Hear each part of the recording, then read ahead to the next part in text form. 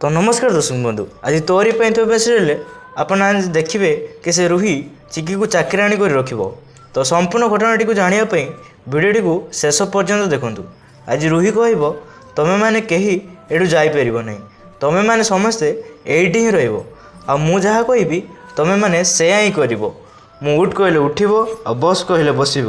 हो दर्शक बंधु, तापर चिकी कहे तू पुणी क्यों तोर घटिया चल आरंभ करदेलु, तोर कौन एबे भी मुंडरे अकल आसुनी कौन हेब? कुकुर लांजा तो जेते हेले भी से बंका हो रहिबो।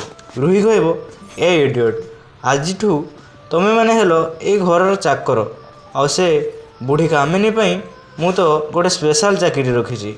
यापर चिकी कहे दुई चारिटा गुंडा को बंधुक धरई देले गड़ उपर गड़ दे बसिले कई मालिकाणी हुएनी। रूही तू केवल अन्यर संपत्ति उपर राज करिपारिबु, कहा मन उपर नुहे।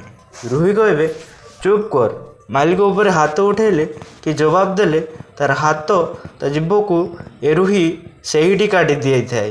हेले एटा तो नुआ जॉब ना, तो धीरे धीरे बुझीजु।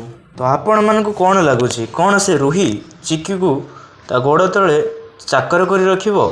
आपण माने आपण मानकर राय कमेंट रे दियंतु।